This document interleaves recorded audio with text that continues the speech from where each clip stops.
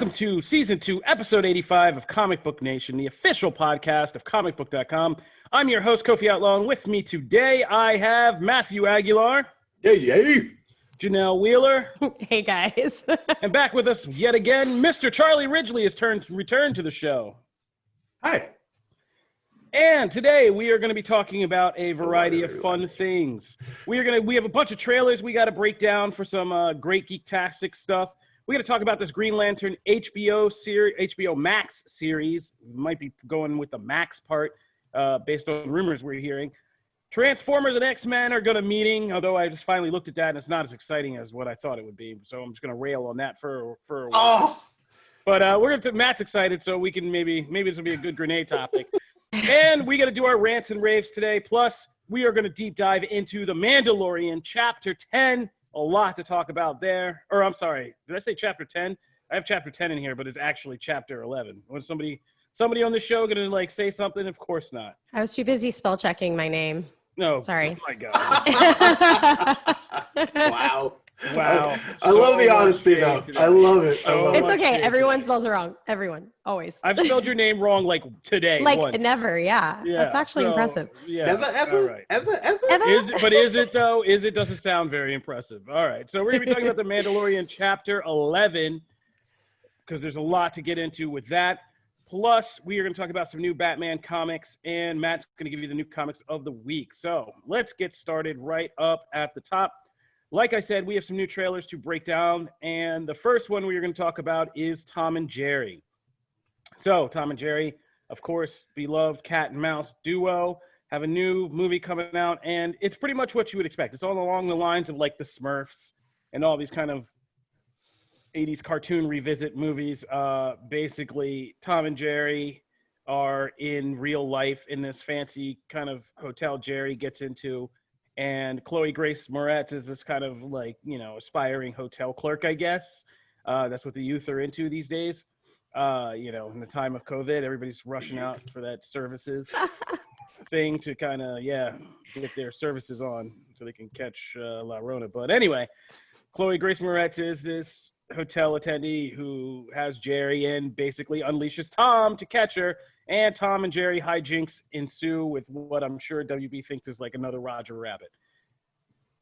I love Tom and Jerry. I don't hate this. I think my kids would love it. So I'm not going to. And I love Chloe Grace Moretz. And, she can't really do any wrong in my book. So. Right? I'm surprised with the cast. On both fronts. Yes. Agree wholeheartedly on both fronts with those. I mean, you missed the two key words about this movie that make anyone excited about it. Rob Delaney. Oh, that's not what I thought you were going to say. Yeah, but Rob Delaney in anything, and I'll watch it. Michael Payne. That's what I thought. Yeah. I like Michael Pena. Yeah, Michael Rob Pena. Delaney is just so funny. No, everybody's funny in this. I mean, Michael Pena, Rob Delaney, Ken Jeong. That's like if you're making real Charlie's Angels of comedy. That's a pretty good way to go. You know what I mean? I was surprised that they did this. I was surprised that the cast did this. This is the exact kind of thing I expect to see Rob Delaney and Ken Jeong doing. Yeah, Pena is this is after what Dora and Fantasy Island. Like this is right up Pena's alley, which I actually like Fantasy Island, by the way. But this was actually right up this crew. Yeah, I mean he did Ant-Man. He's like, man, I got to start getting this. If anyone, I'm surprised Chloe Grace Moretz did this. Yes, but so many of them. I'm glad she did. I think it looks fun. It wasn't what I expected because it wasn't some weird CGI mess. Right. It's straight they're 2D animated characters. I like the way that they did that. It's great. Yeah. It looks modern. The animation style looks modern. They actually have semi-modern textures. But yeah, it's not it has to be real fur. They actually look like cartoons and they're talking and that's cool. I dig that. And it gives that disbelief. It's they can move around mouse holes and they can stop in midair and run because they're cartoons and it works. It's very Space Jammy in that regard. This is pretty much like Who Framed Roger Rabbit. This is straight up. Except nowhere near Who Framed Roger Rabbit. Well, we don't know that yet. A much better. Okay. It could be. I think I'm the only one here who is not going to watch this and not excited about it. Wow. I did not expect the negativity. Sorry. I thought everybody on this podcast had a soul, but no, I'm not. Sorry. So it looks I'm not so actually corny. this is one of my most anticipated movies, but I think it looks fun, and I'll watch Yeah. it. Like it doesn't look terrible like I expected when they said there's an animated live-action hybrid Tom and Jerry. Here's the trailer. I expected to just sit there and like, remember when the first Sonic trailer came out, when everyone except for Matt was like, "This is the worst thing ever." That's what I expected to get. Well, and Matt turned out to be right. Now that's going to be like in the running for major awards for this year. Because they redid Sonic. Yeah. Hey, by the way, Charlie, if you can win on technicality, so can I. So take that message. Hey. Listen, All right. The whole site Your reaction to the initial trailer. We're not going back down this. Hey, we're not going down this rabbit hole. It's we over. all win. 2020 is one almost of us over. wins. I'm getting out of this year. All right, moving on to Batman: Soul of the Dragon. So, Bruce Timm and the great voice cast have kind of come together to release this new Batman animated feature, which is called Batman: Soul of the Dragon, and it's a throwback to 1970s kind of martial arts flicks like Bruce Lee, Enter the Dragon, and it basically sees Batman team up on a mission with some of his, the more iconic assassin characters from his world, like Bronze Tiger and Lady Shiva and Richard Fong, and I just put this in there because I thought this looks like the actual Batman movie that I'm actually like excited to see. It just looks like kind of funky and different, and I'm kind of psyched to see this like 1970s Bruce Wayne in a martial arts flick. And there's just some cool, funny. There's just funny ways I think Bruce Timm will take the martial arts genre, but kind of have this winking thing to it because it's Batman. And there's just some funny things already in this trailer that I'm looking forward to. So I actually want to watch. I'm actually looking forward to this one when it comes out in January. I am too. Yeah, it looks very well done. I love the vibe. I love the time, 70s, set in the 70s. It just looks great. I agree. I agree. I think I like the more kind of offbeat and fun animated projects when it comes to Batman. Like, and I'm blanking on the name of it, but there was a Batman animated series like 4 years ago, maybe 3 years ago. And it had that kind of same like bubbly, kind of like a weird bubbly vibe, kind of a harkening back to like 1966. That was really fun because it's different than the gritty, brooding Batman we typically get. So like things like this are fun. I think it's good. Yeah. And with adult content, like they're cursing and I like that. I just think it's nice to see. Yeah, the voice cast's awesome. Michael Jai White looks like he's just gonna have the most amount of fun doing this because he did Bronze Tiger, of course, in the Arrowverse, and he just looks like he's gonna have the most amount of fun in this movie. And he's busy, man. Yeah, the dude's in that Black Friday movie too that just got announced. Yeah, I mean, Michael Jai White stays working, and anytime they want to bring back Black Dynamite, I'm also for that too. So, speaking of 70s throwbacks, totally random. So, moving right along, let's go from Batman Soul of the Dragon. Check that out on comicbook.com DC. And also, while you're there, check out the new teaser trailer for Zack Snyder's Justice League. So, you got the teaser trailer, which is a lot like the previous one we saw, but that one got pulled for legal reasons. I guess they had to work out that song. Hallelujah. I guess I thought they would put a new one in there. Yeah, so did I. No, but I think they paid the money. I want to know what. That's the story. Warner Brothers keeps paying money for Zack Snyder's thing. Jeez, dude. Yeah, good Lord. But I think they tried to get away with it because they paid it for Watchmen, because they obviously used that song in Watchmen, right? And oh yeah. And so I would think they just tried to pull the old shimmy, like, okay, we still can use this, we paid for it, and they were like, nah, we need that new money, So I don't know. That's just speculation, but I would love to be a fly on the wall of that court case. So we got another version of Leonard Cohen's Hallelujah, but I guess if you make it black and white, it's less legally and damning. It's more deep and emotional. But it looked beautiful in black and white. It did actually look good in black and white. Looks but it fine. was just it looks fine. No, I mean, I like the shots. There's not every movie. Yeah, not every movie can hold up just through a simple black and white conversion. Like, it can look real bad, but this one actually looked pretty good. Like, I would actually watch a black and white version of Justice. I don't have anything against the visuals, because that's one of the things I love most about Snyder movies, because Snyder movies are gorgeous. Whether you appreciate the actual style of it or the fact that everything's muted and stuff like that, but it's actually really pretty, his cinematography. That said, I'm over this. Just release it already so I can see the damn thing and just get on with my life. You've always been a hater. The thing I'm most impressed with about this, you've always been a hater, man, is the complete trickery this man has pulled on Warner Brothers. This is a coup. He is getting away with so much It's like, it's for the fans. Oh, okay. Wait, where did this $50 million go? It's for the fans. Don't worry. Well, and he's literally talking about how he teases the second one so much in this that he's adding things that weren't in it, trying to get that to happen. Like it feels like he's like dipping his toe in the water to be like, so the second one. Is that like give you an inch, you take a mile thing? Like, yeah. He took that rope and ran. Good for him. I don't got it for that. He's smart. Yeah. More power to him. More power to him. That's why I said I'm impressed by his ability to do this. Yeah. He hasn't been sitting in a director jail just doing push-ups. I might not be impressed by the movie he makes, but I'm impressed by his ability to steal the studio's money, because the studios don't need more money, so whatever, take it.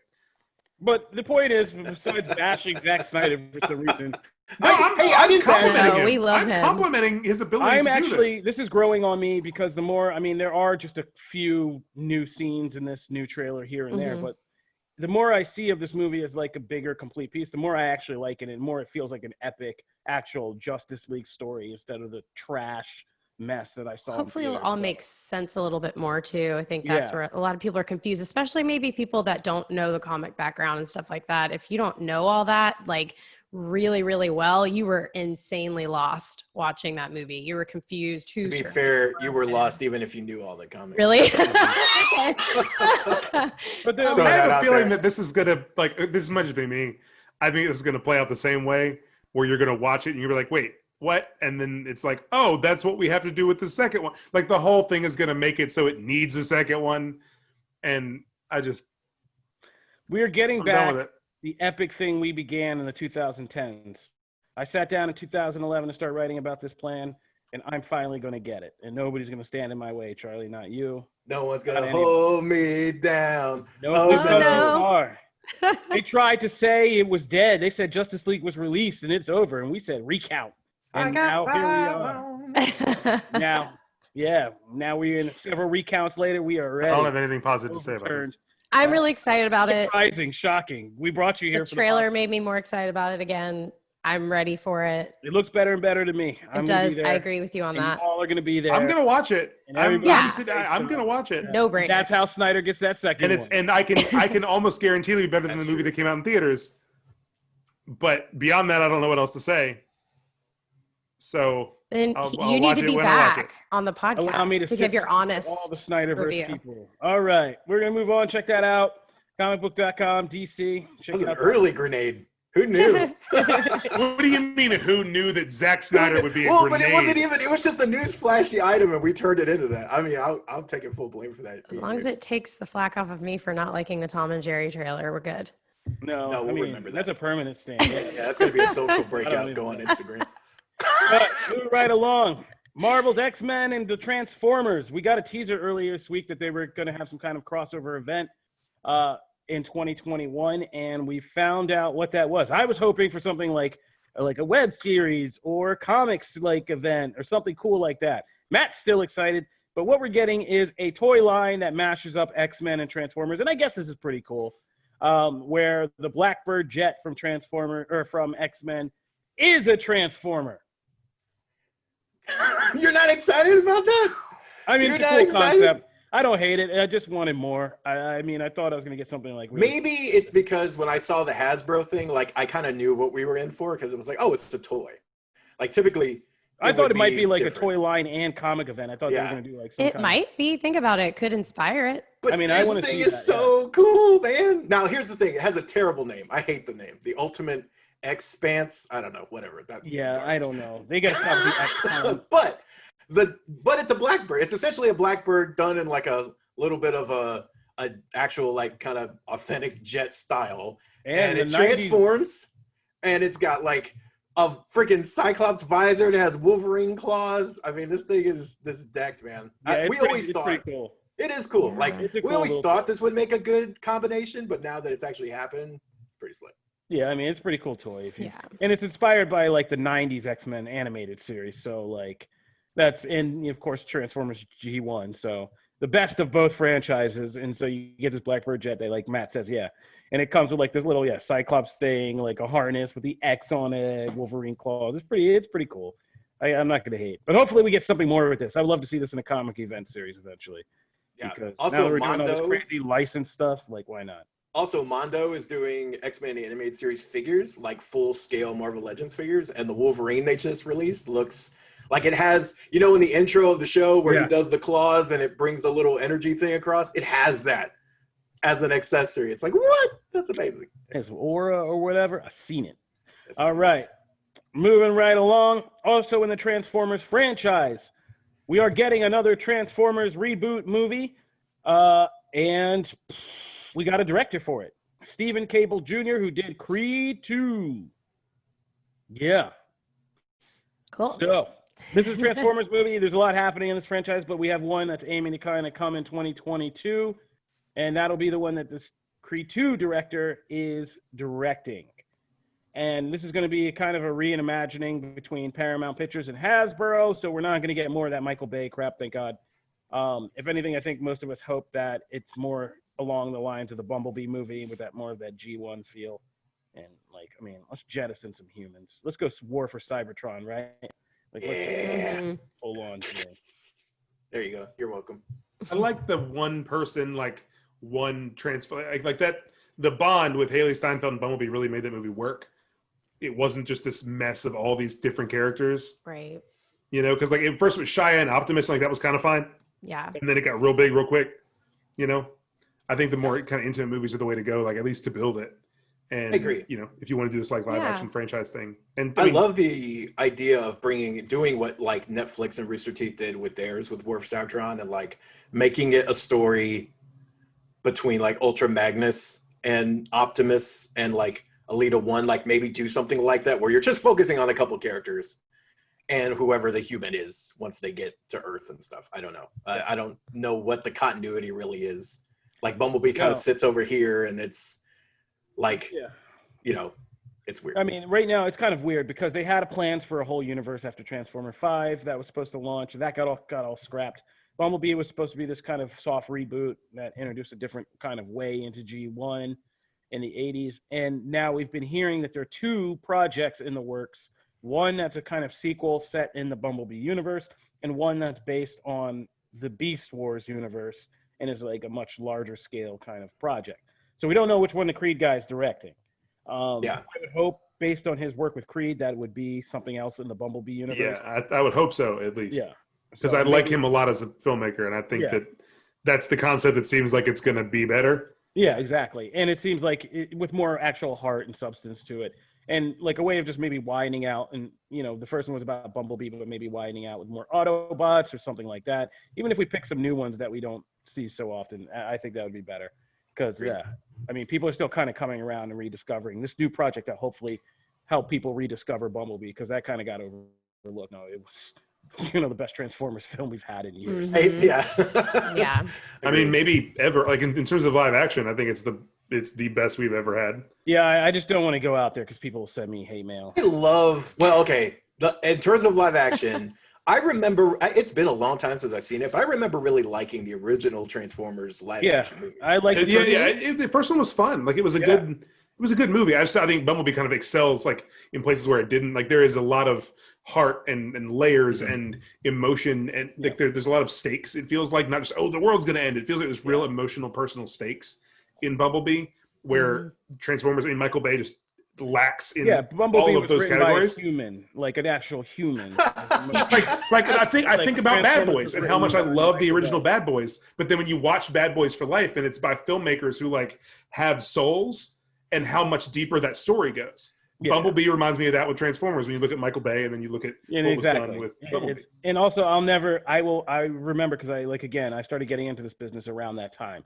And I will just remember just looking at all these featurettes by how many people Michael Bay broke to make those transforming sequences in the first film where they actually tried to move thousands of actual mechanical parts to make things transform into robots and still look confusing and terrible. And I was just and Bumblebee was just nah, we're just gonna fold them up and some things don't need that kind of detail, man. Exactly. We got it. They transform. They're cool. Just make the sound we know and we'll all be happy. All right, I'm good to go. All right, but that's what's going on in the Transformers neck of the woods. We are going to take a quick break, pay some bills, but when we come back, we're going to get into our rants and raves for the week, plus talk the Mandalorian Chapter 11 and some new Batman comics, so stay tuned for all of that. Oh, man, I got a cough. Hold on. All right, there we go. All right, we're back. This week, rants and raves. I'll kick it off first, and this week I am going to, I don't want to say rave because it makes me sound like such a creep, but I'm going to say rave because I really enjoy it, about the new FX on Hulu show, A Teacher, starring Kate Mara from House of Cards and Fantastic Four, and I forget the other kid's name. I should really look it up, but it's this mini series that it's based on a kind of real life Nick Robinson and Kate Mara, and it basically looks in on this, I believe it was a real life or based on kind of the story of a female teacher who seduces a high school student, and how that all kind of blows up and goes really wrong and further down and in their lives and all of that. And I got to say, I really am digging this show, but again, like, I don't want to say that because it gives the wrong impression, because I'm sure, like many people, you got on, for this, you thinking you're going to get in for this, like, steamy, forbidden romance drama type deal. But this show by Hannah, and it's by Hannah Fidel, and it's really good. It's probably the best show that's kind of pinpointed the kind of nuances and subtleties of abuse and, like, grooming and, the mismatch of power between, like, adults and children and how wrong that really is. And it does a fantastic job just making you feel, like, really wrong from just even the most subtle, like, micro actions that this person is taking, a teacher. And I believe it was originally supposed to be a male teacher and female student, but they flipped it. And it's interesting because in flipping it and still making it feel creepy, it has this kind of additive effect of, weirdly, like, you're seeing a female teacher do this to a male and you're like, this is really creepy. And then in the back of your mind, you can't help but to think, but, like, oh my God, like, when this is reversed, it's even 10 times creepier. Like, when these gender roles are reversed, and it's even more unsettling. But yeah, and they do a really good job because it's not, like, sinister or arch. Like, you're just watching two people, like, interact in this very kind of they do a good job of nailing this awkward kind of natural way of people interacting and trying to talk to each other, like a student trying to talk to his English teacher when he randomly meets her out sees her out, like, eating one night and stuff like that. But again, it's really kind of subtle about the decisions this person is making as an adult, and knowing what kind of influences that will have, or kind of power dynamic that could lead to between her and this younger student. It's just very, very disturbing. And they have all this warnings on the show. It's a little overwrought. I guess they were worried about people getting the wrong idea because they have all these warnings on it. Like, if you know anybody or have experienced grooming, like, here's a hotline. Like, every time there's, like, a little commercial break. Yeah, you have to do that, though. Yeah. At this point. So, yeah, and I guess you have to. But yeah, it's really well done. And Kate Mara is, really, really good in this. And yeah, the Nick Robinson's also really good in this. And just it's a really good show. And they put out the first 3 episodes on Hulu, which is kind of the first arc. It's a miniseries. I'm not sure how many episodes there are overall, but yeah, the first 3 episodes, it looks like there's going to be 10. So the first 3 are the kind of the first arc about how this all kind of comes together and kind of becomes this affair. And like I said, it's really kind of raw. There's a reason they put it on FX on Hulu.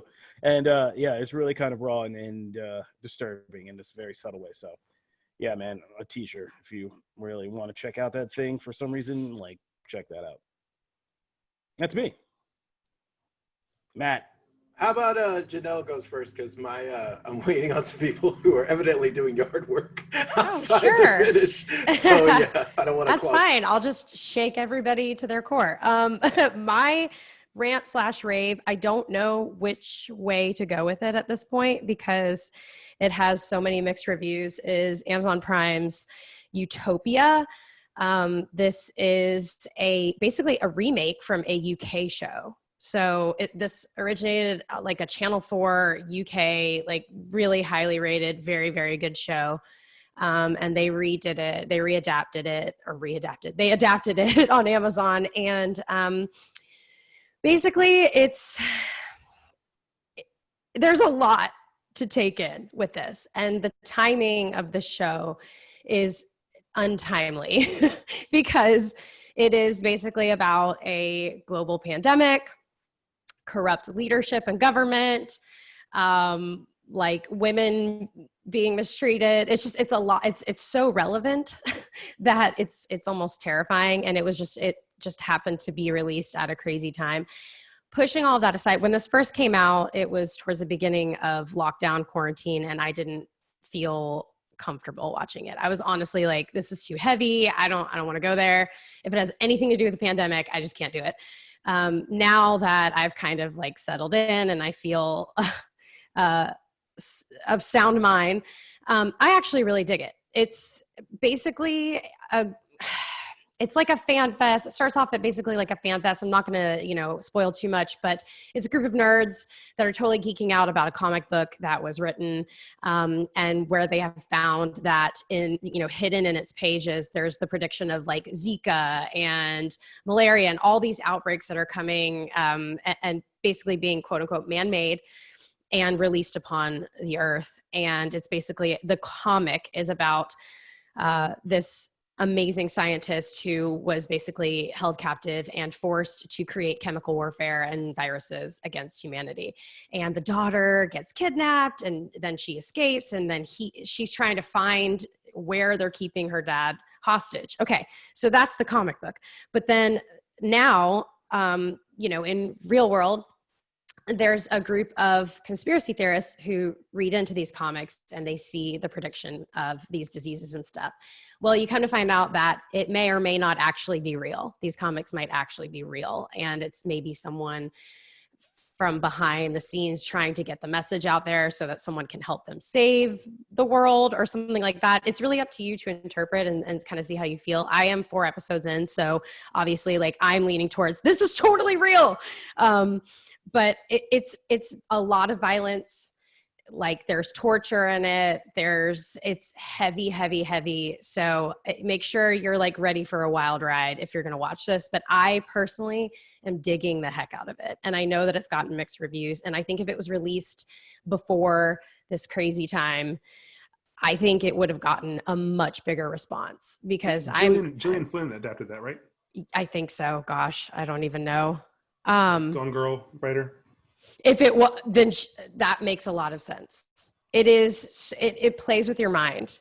And I'm talking like, it will have you questioning, like, was this disease man-made? Was it actually just like an animal? It's super relevant and really exciting. And if you can go in it and you kind of stay lighthearted, like I literally watched these episodes and then I turned on Dancing with the Stars because I had to like come down from the intensity. It's pretty cool. It's action packed and I dig it a lot. Yeah, it is created for American audiences by Gillian Flynn. So that does make a lot of sense because Gillian Flynn is very haunting and intense and dark. Yep.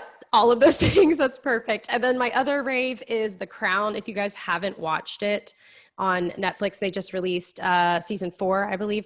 And it is fabulous. They've introduced Princess Diana and that whole story with Camilla. And it's just so enthralling because it's just like kind of like pulling back the curtain of what, this mundane thing that no one really over here in the US, we're just kind of like, okay, and there's the queen, like whatever.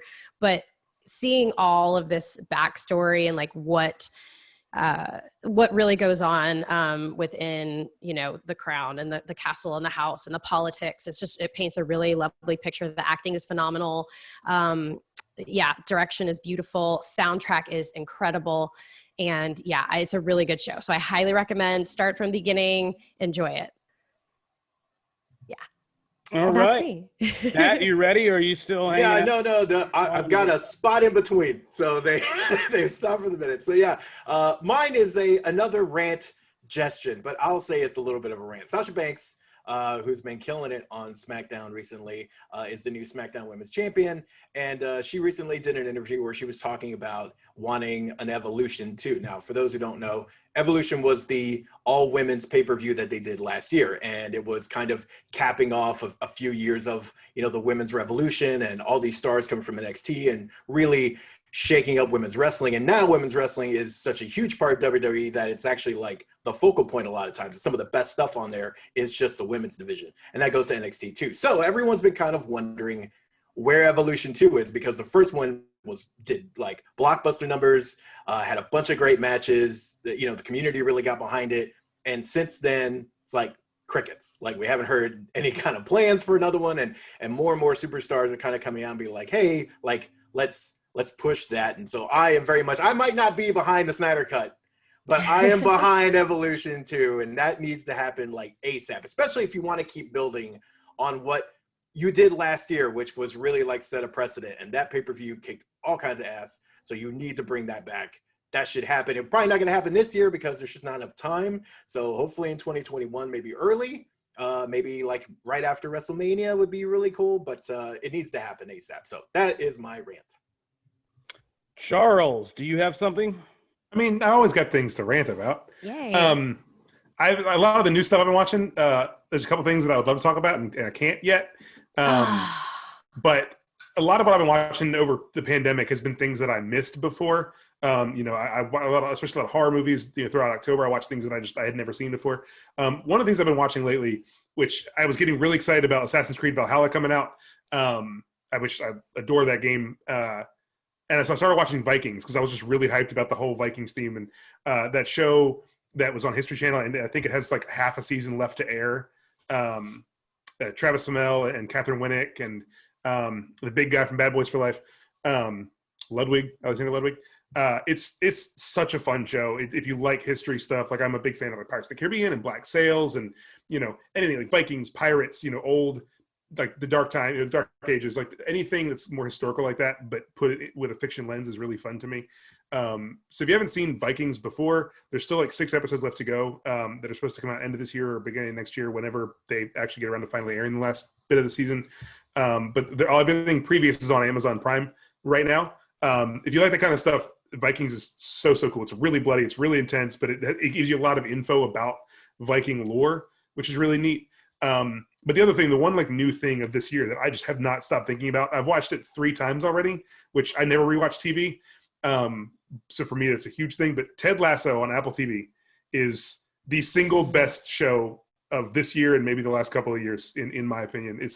I've never felt so much joy and so much hope watching a TV, like especially a TV comedy, than I do with this show. If you guys haven't seen it, Jason Sudeikis plays Ted Lasso. He's an American football coach that gets hired to coach a professional soccer team in London. And kind of the thing there is that the owner was a really terrible dude. He cheated on his wife all the time. They got divorced, and she kept the team. And it was like the only thing he's ever really cared about is this football team. And so she decides she's going to just tank it and hire this American college football coach to come coach soccer in London. And he knows nothing about soccer at all. But it's so much more than that. It goes so much deeper than that. It's the like most eternally hopeful thing I've ever seen. Nice. Ted Lasso is like, it's hard to describe just how much this will fill you up. And it's something that I really desperately needed in 2020. And it makes sense that I've watched it 3 times now because I can't get enough of it. But I've laughed so many times at the same jokes.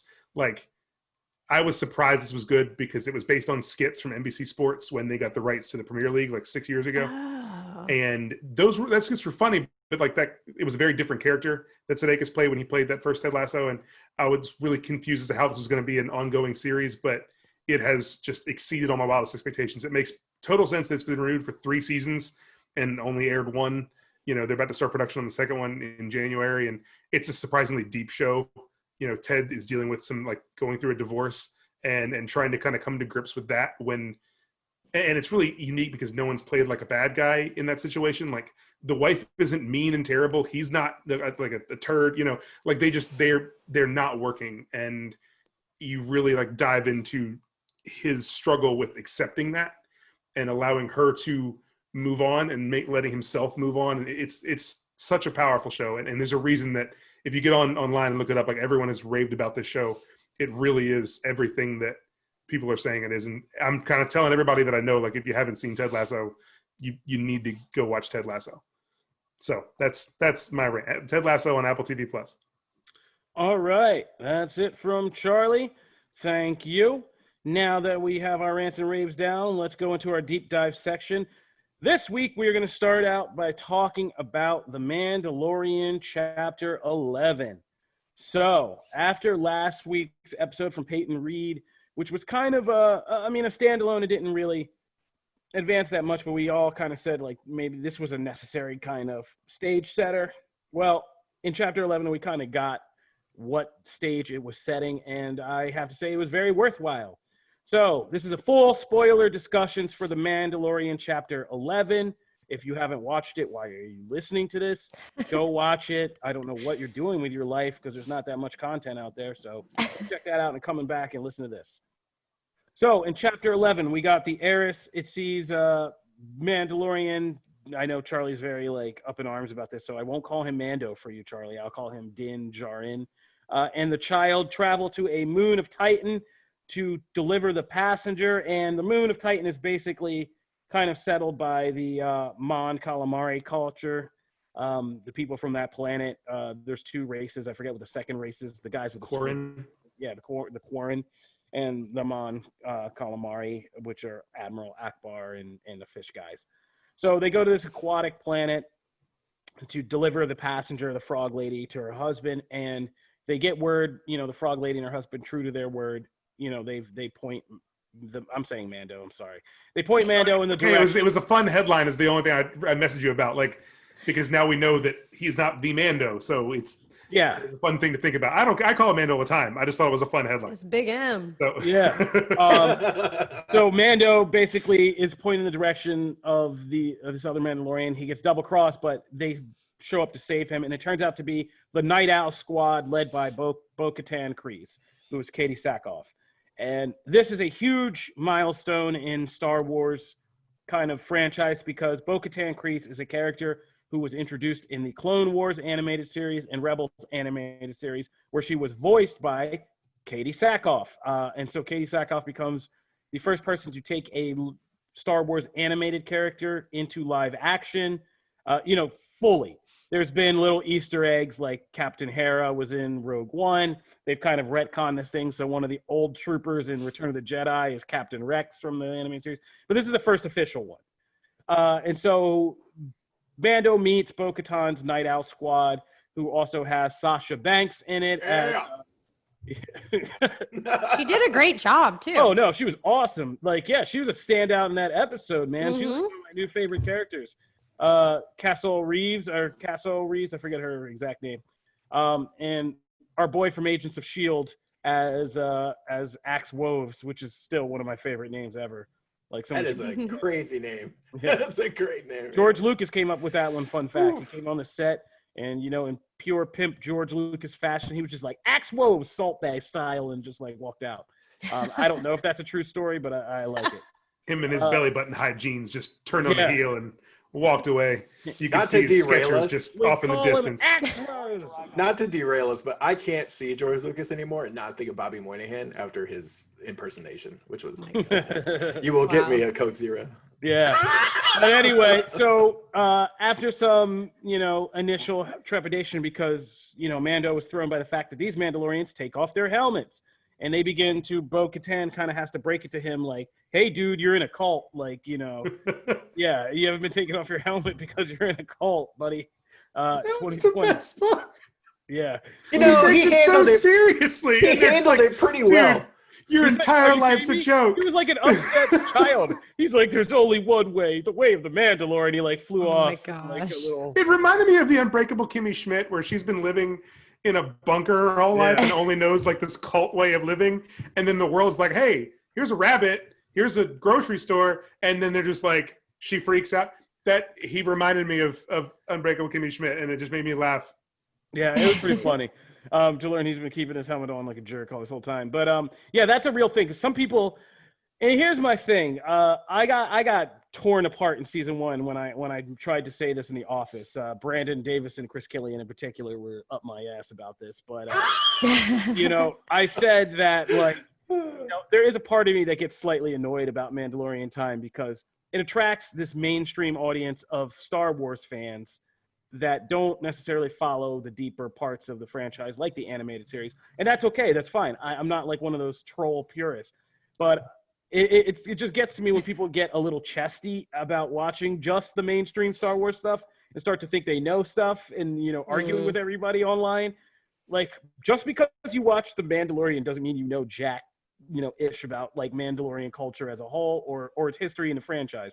Yeah. So people arguing that these are like not Mandalorians because they took off their helmets. Nah, buddy, that's wrong. Mando's in a cult. I hate to break it to you. No, I'm glad you said that, because I initially, when I was watching it, was like, oh, they have the Mandalorian gear, but maybe they're not actually Mandalorian but not in like an offensive way. Threw you off because of the first episode.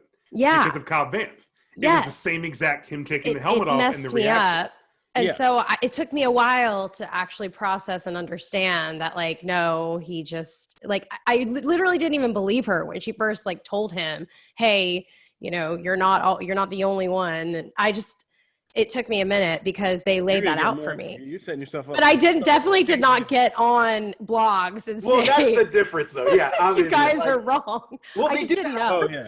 They do that. They try and set you up. And what I love about this, and what I love about what they're doing, and what I hope happens, to kind of piggyback off what Kofi is saying, is when you go Google like Bo-Katan or like what is, there is so much out there to learn about the Mandalorians, whether you watch the animated shows or just read Wikipedia. Like it's so interesting. I mean, I'm not saying read. Well, and you should it watch makes the shows you at want times, to. Yeah. It makes all these people, like, up until the first season of Mandalorian, I was never like a huge fan of the animated stuff, but I went back and watched it because of this. And I think there's so many of us that are doing the same thing. I really am enjoying how they're tying it to these other parts, because it really makes you want to go watch other stuff. And like, I went and bought the Aftermath book that I had no desire to read before, but after meeting Cobb Vanth, I'm like, I have to learn more about Cobb Vanth. Like, I love this character. I want to go read this book. I think that Star Wars can be it is such a cool thing, but all the different corners of it can be so cool. And Mando, more than anything else, seems to really like be inviting those conversations. It speaks to a lot of people. Yeah, and that's where I was going to go with this, is like the ultimate success of this episode, and we're not even done dissecting it, but is that it has opened the door for people to now be like, there was this thing online where people are like, all right, I'm going to watch some of these animated series now. Like, now I want to know. Now I want to go watch that, which is a good victory for the franchise. And somebody was complaining online, but you don't have to watch the whole things if they're too long. There's been like 15 million guides to how to watch Clone Wars if you just want to see Darth Maul or you just want to see the Mandalorian stuff. Like, there are all kinds of guides. You can just go watch the episodes that are relevant and awesome. But you should especially watch the Mandalorian stuff if you're a big Obi-Wan fan. Yeah. I mean, you got to watch this, because we haven't even gotten to that Bo-Katan's sister was Obi-Wan's unrequited love, like, and she gets murdered, and there's a whole thing about that in the Clone Wars, and it's a whole thing. Darth Maul takes over Mandalore, and Bo-Katan helps to fight and get it back in that final season of Clone Wars, and it's like a whole thing. So, like, and they deal with the helmets and the difference in the cultures and the changing, and Night Owls was originally this all-female squad, and then, eventually it just became Bo-Katan was the loyal Mandalorian fighting against Darth Maul's forces. And the Death Watch is what they name the people that only keep the helmets on and stuff. Right? Exactly. Okay. Yeah. And so, they were Death Watch and Priest Vizsla. And they lived on their own moon and stuff. It was wild. Yeah, it was pretty wild. And those episodes, that whole arc in Clone Wars is great. Like, all the Mandalore stuff when Obi-Wan and Anakin have to go to Mandalore. The episode where Palpatine comes to Mandalore and defeats Darth Maul and, like, shatters that whole thing is one of the best in Star Wars I've ever seen. So it's all great. And this episode kind of kicks that off. But it was also directed by Bryce Dallas Howard. And I love that she got to do this episode because it was a total redemption episode for her. Because if you don't remember, in season 1, I think the episode that was the most kind of controversial where people started to waver on The Mandalorian was Chapter 4, which was this very kind of long, epic, Avatar-style story about resisting this village. I think you're talking about the best episode of The Mandalorian. I liked it. I did not hate it at all. I adore it. But people, like, that was the one where people started criticizing it and started saying, oh, I don't know if this episodic thing is going to work and it's not going anywhere and blah, blah, blah, blah, blah. And the boom mic incident, of course, and, all that. That was like Game of Thrones, too. So everybody was just looking for mistakes. And Bryce Dallas Howard got a fair amount of flack for that. She doesn't deserve any flack because this episode is an awesome heist kind of thriller where Mando joins the Night Owls to take over an Imperial cargo ship that's being piloted by Titus Welliver, who I love and everything. And it's old Sons of Anarchy villain popping up. Yeah. I'm always excited about that. Yep. And Moff Gideon, it's Moff Gideon's ship. And this was a great episode because it was very it did what Chapter 5, The Gunslinger, did very well, which is a very good kind of Western style heist episode with these kind of, uncertain partners. But it also built out the mythology very quickly, both of the past mythology with whatever happened between Bo-Katan and Moff Gideon, and this new mythology that we're going to build out with this race to get the Darksaber while Mando is he's unwittingly getting caught up into this whole thing because Moff Gideon's after him, Bo-Katan's after Moff Gideon and the Darksaber. Mando's on his way now because Bo-Katan points him to Ahsoka Tano, who will probably be in an up-and-coming, if it's not the next episode, then one of the soon-to-be episodes. And, then all of this is going to come back around. So this is some old Clone Wars beef, Rebels beef that Mando doesn't know he's sucked into yet, but it's going to be awesome for Star Wars fans. And this episode did a lot of good job just fleshing it out and kind of propping up one of the biggest mysteries of Star Wars still unsolved, which is what happened in the Great Purge. Because Star Wars Rebels ended while the Empire had taken over Mandalore. Bo-Katan had gotten the Darksaber from kind of rebel, one of the pioneer rebels, Sabine Wren, who's also a Mandalorian, who might show up in this show too. That was the character that Sasha Banks was like rumored to be playing, right? Yeah, yeah. And so, this is all, and what happened during the Great Purge, where the Mandalorians fought against the Empire, lost, and got purged from their planet, which sent like the tribe out, hiding underground and doing that fanatical weirdness. And like what happened to Bo-Katan and Ahsoka and all that after this is a big mystery in the franchise. So looking forward to all. Did it feel short to you? It felt so short. It's been the shortest of the season. Yeah. So. Yeah, it was the shortest episode of the season, but I mean, they did a great job with that story and that time, but I wished it was fell longer. in line with the first season was really like 35 minutes an episode. And then the first 2 episodes of this season were like much longer. And I loved that. We were used well, it's to been like an season. hour and then 45, and I think this one's the first one to be like 35. I want them to be longer. No, I actually only qualm did with the whole thing. This was my my favorite paced episode because I thought it did a good job kind of being good, hitting the ground running.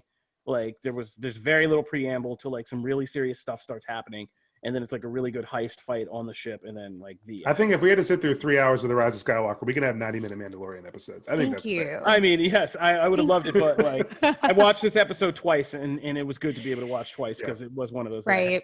2 times and be like, okay, like let me make sure I'm catching everything in this. But Bryce Dallas Howard did an excellent job. That girl's ready for some really big directing jobs because it just looked great. I mean, and it was thrilling. So, and Moff Gideon, Moff is a big title in Star Wars because you got to be. I mean, those are like the smartest, most cunning, like ruthless Imperial officers. And this episode also did a good job building up Moff Gideon's rep because I mean he's already had some great introductions, like when he slaughters a whole battalion of soldiers just to make his point and say hello. But just seeing his guys like commit suicide and take it to that level of fanaticism and stuff. They're like really that. giving him like a Darth Vader and Rogue One kind of thing where like you only get little pieces, little glimpses here and there. But when you do, like, like you feel it. Like he's scary. Whenever he show up, he's scary. Like, he has the upper hand. Like that I mean, Giancarlo Esposito is like the best TV villain of all time. So, so great. It works because you're already terrified of Gus Fring when the show, like the first time you see him, you're just like, oh, I'm out. I'm done. I surrender. Because Gus is already so terrifying, and then for Moff Gideon to build on that and get only scarier is just crazy. Yeah, so Mandalorian, I mean, season 2 is doing a good job. This was a great, thrilling episode, and like I said, like Clone Wars and Rebels fans were dancing in the streets because their entire lives were just validated finally. I'm about to get live action Ahsoka. Yeah, and oh man, I can't wait for that. I'm just so excited to see the design because they got Bo-Katan so right. Oh yeah, and Ahsoka is so much harder to pull off, obviously. So now I'm just like I'm anticipating like how is she like what's she gonna look like? I'm really excited. Cosplayers gonna go crazy. Yep, yes they are. It's gonna be great. So yeah, Star Wars: The Mandalorian. I don't have to tell you, you're watching it.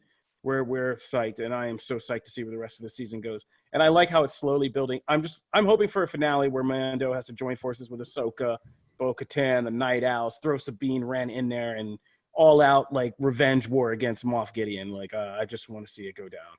I'll say I want to see him. I want him to have to, like, before that, have to turn on the armorer and the Mandalorians that he thinks are the Mandalorians. Like like a Night Owl's Death Watch showdown. Ooh, that'd be kind of nice. Yeah, because one of the guys, but that's funny because, Easter egg I didn't even think about, but yeah, Bo-Katan won't be happy because that guy who had the big gun in season 1, he was a Vizsla, which was... Yeah, Paz Vizsla. Yeah. Or he was a Vizsla. He might have been Paz, but he was a Vizsla. Yeah. And which is like the sworn enemies of Bo-Katan and the Kreese household. Yeah. So... Do you guys see my face right now? I'm just like eating this up. I love. That's good. John Favreau's voiced like a whole family line in Mandalorian history.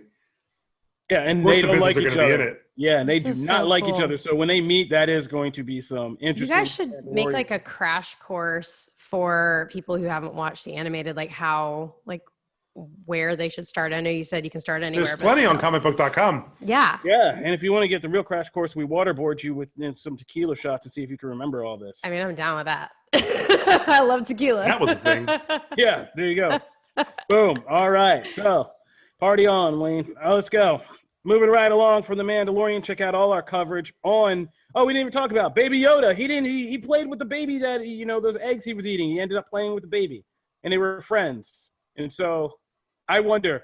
I feel like they just jammed that scene in at the end. They were like, no, I think Mando is just a bad dad. Like, he doesn't know what he's doing. He cares about the kid, but he has no idea what to do. And the frog lady's like, listen, I'll teach this child how to not be a monster. I mean, yeah, she's a mom. I know what I'm doing. Yeah. I want her to adopt me because she's so perfect. Yeah, I'm mad there's not 18 sideshows of the frog lady right now so for me to spend my life savings on. Yep, I love her. That doesn't matter. It's irrelevant. She stole the show. Move on, please. No, I mean, it was a good time. It was a good time. And Frog Lady people are just loving the Frog Lady and her husband. Oh, give me a whole Frog Lady show. Unnamed Frog. I agree. Her just trying to travel across Star Wars universe. Yeah. And fun fact, part of the reason I loved her so much, I didn't know until after I watched it, the person, Rosa, I can't remember her last name. I'm so sorry. The performance, the motion capture actor that does the Frog Lady suit is the same one that did Queel's motion capture. Not motion capture, was in the suit for Queel's character in season 1. And Queel's my favorite Star Wars Mandalorian character. So there's a little connection that Frog Lady's the same. Misty Rosas is the name. I'm so sorry that I couldn't get it right, but yeah. All right, we'll be keeping you up to date on The Mandalorian. We got to slide over real quick to Comics Talk. Matt's got to get out of here, but we wanted to touch on some comics that we checked out this week and have been checking out in the Batman universe, starting with Batman 103. So, Matt, why don't you give us your thoughts in case you got to get out of here? Yeah, so Batman 103 does the second chapter of the Ghostmaker storyline. I know, I'm actually very interested. So I know Janelle, all three of us have been keeping up with this. This one delves a little bit more into the past between these two, and it actually gives us a little bit of indication that Bruce has essentially got the one up on him since he turned 20. So in that previous issue, it seems like Ghostmaker is pretty much owning Bruce up until a certain point. And then we see it completely turn around, and he's the one approaching Bruce all the time about fight me, because I need to kind of prove myself. But then we get further into the issue, and it's he makes a bunch of really good points, it seems, right off the bat. He's already made an impact on Gotham. He's been off the plane a day. And then I just love that we see Bruce kind of slowly walk it back. And it's well, no, actually, I've been working on this for months. I've been doing this. And you just ruined it. And you just ruined it all. And I had all these big things. And he's I know I'm not perfect, but there's I do a method. There's a method to this. The Clown Hunter Harley stuff, I don't know how I feel about really.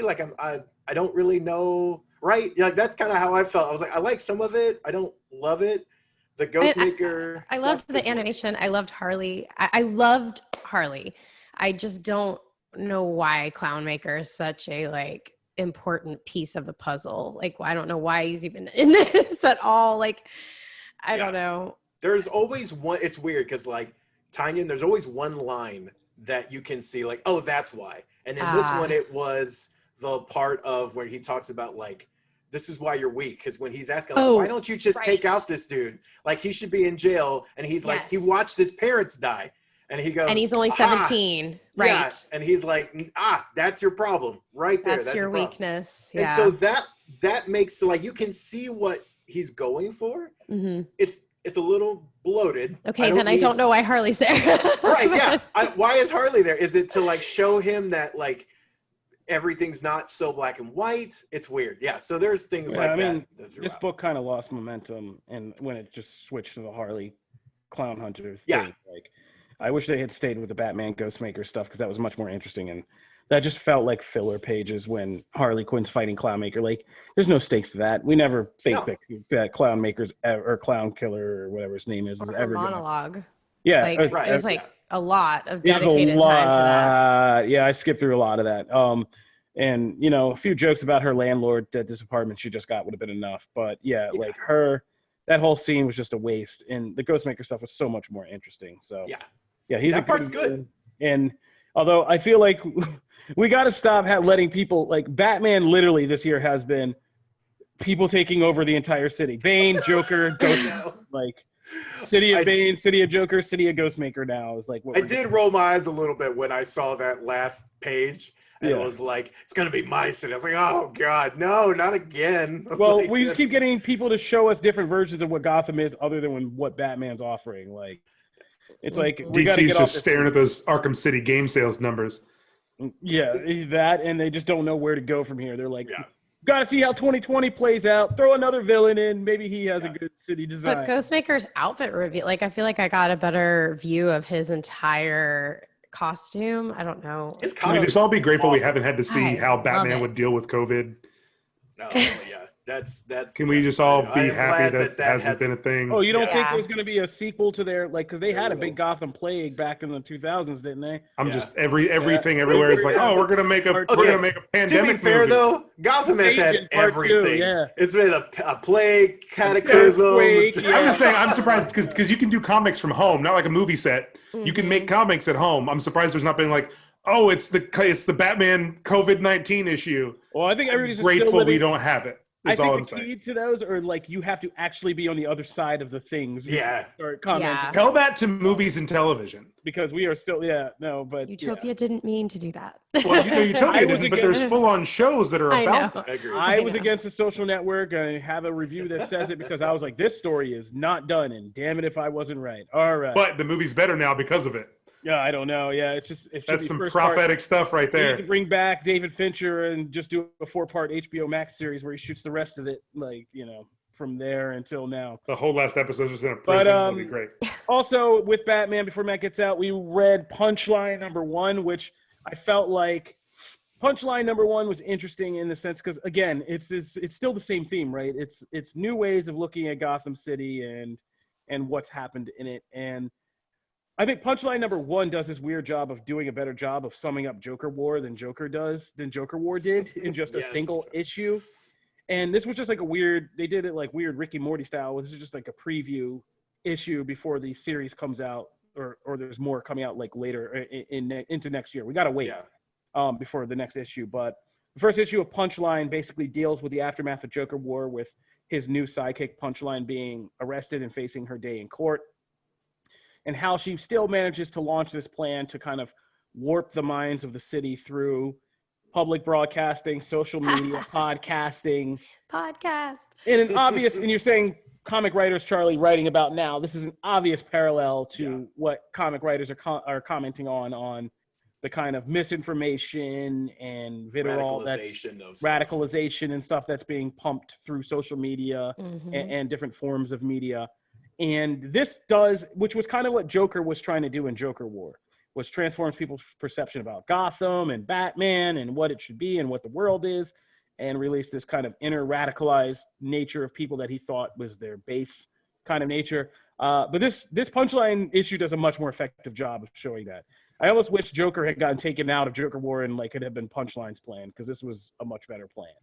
And it's a dense read. It really is, but it's an interesting read as they do, entire segments of dialogue as what's his name's little brother? What's her name? Oh God, blanking. I know you're talking Bluebird. about the hero. Bluebird. Bluebird. Bluebird's little brother is listening to this podcast, and they have entire monologues of when Punchline visited old Joker Batman battle sites, and she kind of contextualized what it means and these metaphors for it, and it was all very good and kind of interesting and deep to kind of hear that, and to watch this issue play out over these mostly kind of side pedestrian characters like Bluebird's little brother as he becomes, and showing you the process of how a person in Gotham, or, you know, subsequently America and modern America, goes through these stages of being radicalized and, you know, disagreeing with his sister and having a falling out, to kind of being targeted for radicalization by somebody from a more nefarious group of kind of Joker radicalists, and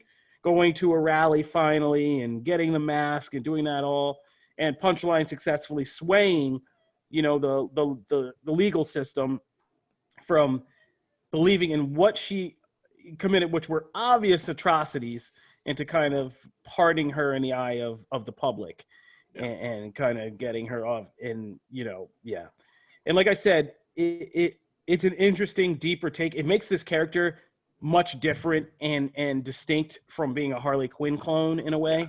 Very much. She's so. Much more of a mastermind, less of a kind of impulsive id clown. And yeah, it makes Punchline, this is the most interested I've been in Punchline thus far. Like, I'm just digging what they do here.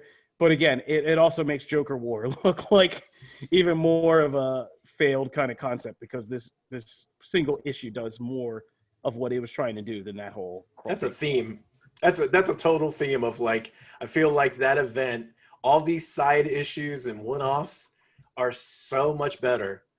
Just because, like, I almost kind of want that. Like, can tie-in just do like little anthologies of like each character and hone in on that, because like all the dialogue here is excellent. And so yeah, I definitely agree. Janelle, what do you think? Okay, yeah. So just cold reading, I definitely just want to know what happens from here, because to me it was just kind of like a standalone story of her, just her. Like, hey, I'm this way, this is what I believe, I'm manipulating people, I have a podcast, let me talk a lot. and then it's over. Wait, is this your plan or hers? Yeah. It's just, I don't know.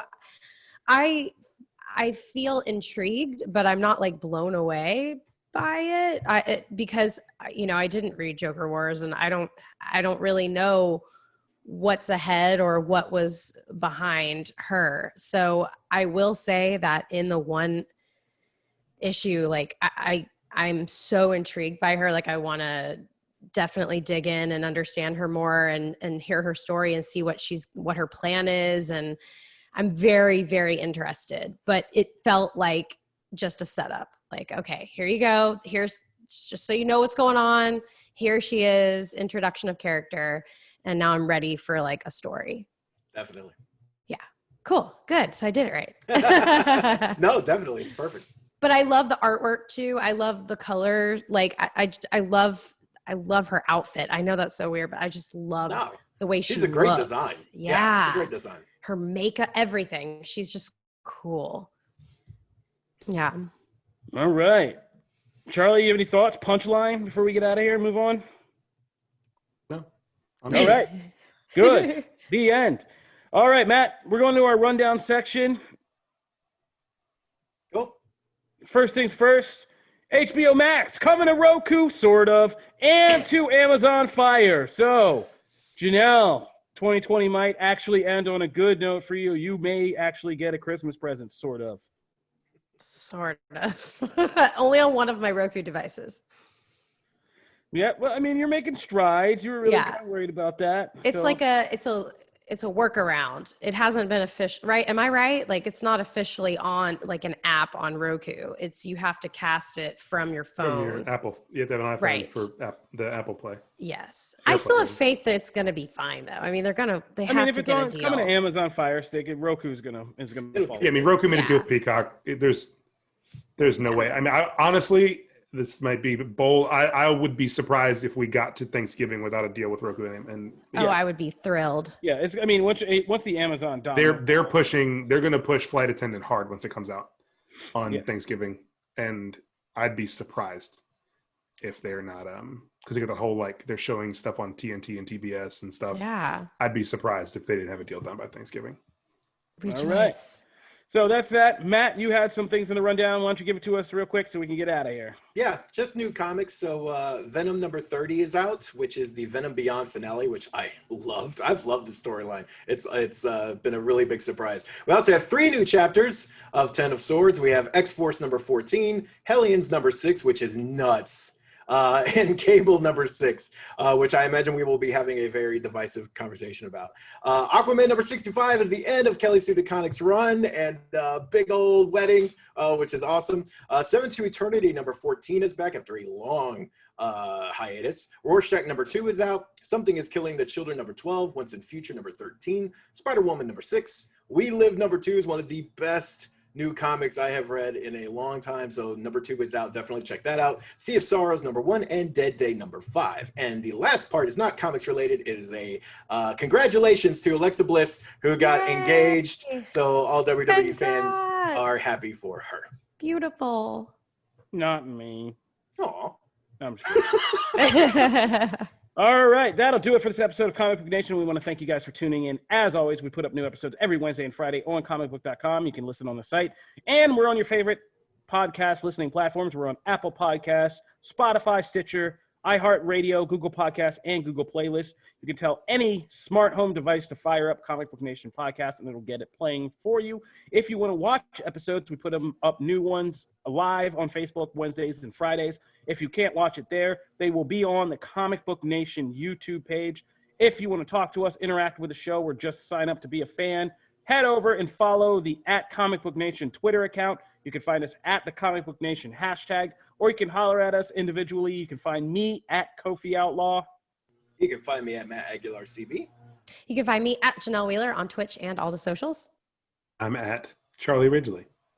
And if you like the show, go on Apple Podcasts, leave us a 5-star review, because eventually when COVID dies down, well, first we're going to go through the surge, but after the surge, hopefully when there's vaccines and things die down, we got to get to a merch closet that's like a vault of gold with all these t-shirts, and we want to give them out to our 5-star fans. So make sure that's you. Go on Apple Podcasts, leave us a 5-star review.